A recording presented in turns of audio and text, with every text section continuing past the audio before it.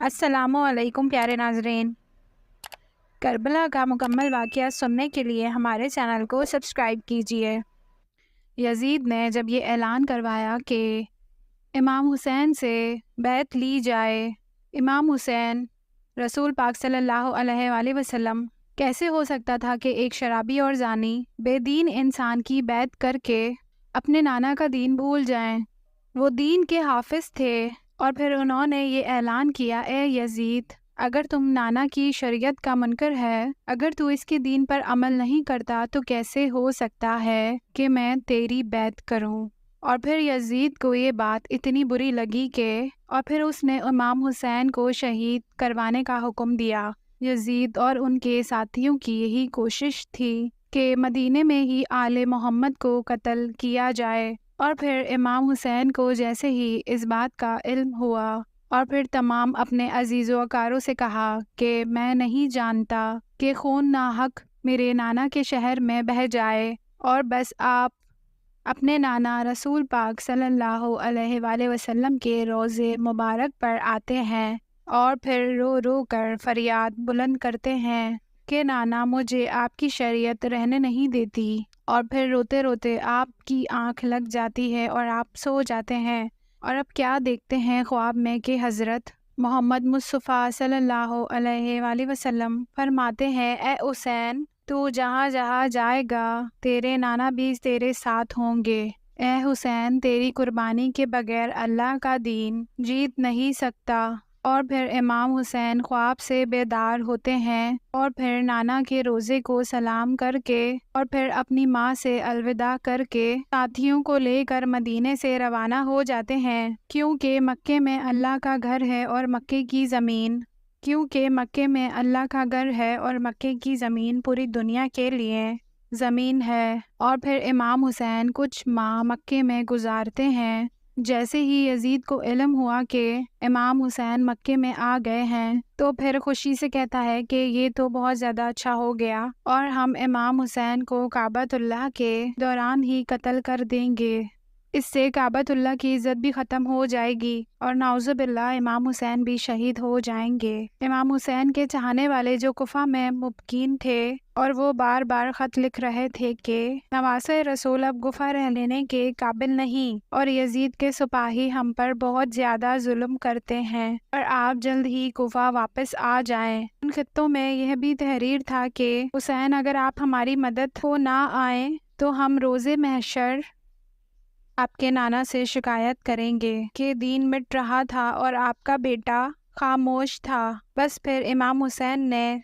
اپنے سفیر حسن بن عقیل کو بھیجا اور وہ گفا پہنچتے ہی دیکھتے ہیں کہ ہزاروں کی تعداد میں امام حسین کے چاہنے والے امام حسین کے منتظر ہیں۔ جب آپ نے لوگوں کی محبت دیکھی تو ایک خط امام حسین کی طرف مکے روانہ کر دیا گیا اور اس خط میں لکھا تھا کہ اے نواسۂ رسول، جلد ہی آپ گفا آ جائیں، اور یہاں سارے لوگ یزید سے بہت زیادہ پریشان ہو چکے ہیں تاکہ وہ آپ کی بیعت کر سکیں، لیکن آپ کو تو اس بات کا پہلے سے اندازہ تھا کہ مکہ مکرمہ میں آپ کو شہید کرنے کی تیاری چل رہی ہے، اور آپ چاہتے تھے کہ مکے کی زمین میرے خون سے رنگین نہ ہو، اور پھر بس آپ اپنے بچوں، بہنوں اور ساتھیوں کے ساتھ کوفے کی طرف روانہ ہو گئے۔ اور پھر وہاں جب اس بات کا علم یزید کو ہو گیا کہ کوفے والوں نے مسلم بن عقیل کی بیعت کی ہے، اور پھر یزید نے بھی بے رحم ہو کر دین اور آل محمد سے نفرت کا ارادہ کر لیا تاکہ وہ آل محمد کے چاہنے والے پر ظلم کر سکے، اور پھر ابن زیاد کسی کا سر کٹوا دیتا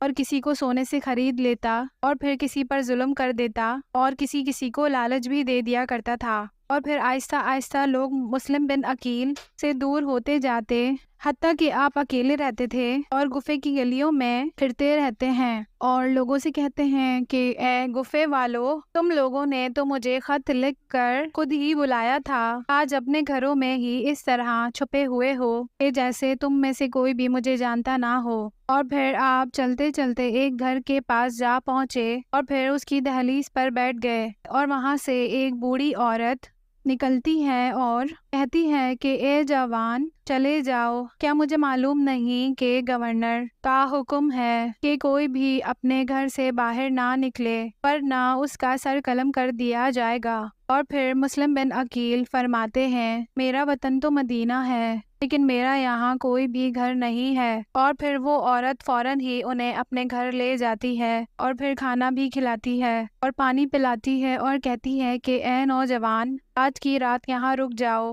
اور صبح ہوتے ہی یہاں سے روانہ ہو جانا۔ جیسے ہی اس بات کا علم اس بوڑھی عورت کو ہوا تو پھر ابن زیاد نے ان کی سر پر بڑا انعام رکھا ہے، جیسے ہی یہ خبر ابن زیاد کے پاس پہنچی تو وہ مجھے بڑا انعام دے گا۔ بس پھر ہزاروں سپاہی مسلم بن عقیل کو گرفتار کرنے کے لیے اس گھر میں پہنچ جاتے ہیں۔ حضرت مسلم بن عقیل شیر کی طرح تمام سپاہیوں سے لڑتے ہیں، اور جب امام حسین کے بھتیجے کا کوئی مقابلہ نہیں کر پایا تو ایک گڈھا کھود کر آپ کو یہ خبر ابن زیاد کے پاس پہنچی تو وہ مجھے بڑا انعام دے گا۔ بس پھر ہزاروں سپاہی مسلم بن عقیل کو گرفتار کرنے کے لیے اس گھر میں پہنچ جاتے ہیں۔ حضرت مسلم بن عقیل شیر کی طرح تمام سپاہیوں سے لڑتے ہیں، اور جب امام حسین کے بھتیجے کا کوئی مقابلہ نہیں کر پایا تو ایک گڈھا کھود کر آپ کو مکر سے اس میں گرا دیا جاتا ہے، اور اس کے بعد آپ کو گرفتار کر لیا جاتا ہے اور پھر ابن زیاد کے سامنے پیش کیا جاتا ہے۔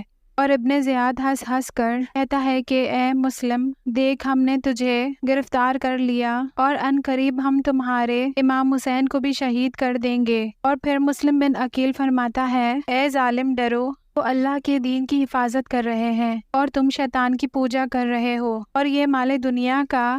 کب تمہارے کام آئے گا، اور بہت جلد ہی تو بھی مر جائے گا، قبر میں صرف تمہارے اعمال جائیں گے۔ اور پھر وہ ہنستے ہیں اور کہتے ہیں کہ ہمیں تمہاری باتوں کا یقین نہیں ہے۔ اور پھر وہ مسلم بن عقیل سے کہتے ہیں کہ تم اپنی خواہش بتاؤ۔ اور پھر حضرت مسلم بن عقیل کہتے ہیں کہ میرا پیغام حضرت امام تک پہنچا دیجئے کہ وہ گفے نہ آئیں، گفے کے لوگ بہت زیادہ بے وفا ہیں۔ اور وہ لوگ ہنستے رہتے ہیں اور مسلم بن عقیل کو در و عمارہ کی چھت سے گرا دیتے ہیں۔ جیسے ہی آپ شہید ہوئے تو اپنے امام حسین کو آخری سلام پیش کرتے ہیں، اے میرے مولا حسین، آپ کو آپ کے غلام کا آخری سلام قبول ہو۔ پیارے ناظرین، امید کرتی ہوں کہ آپ کو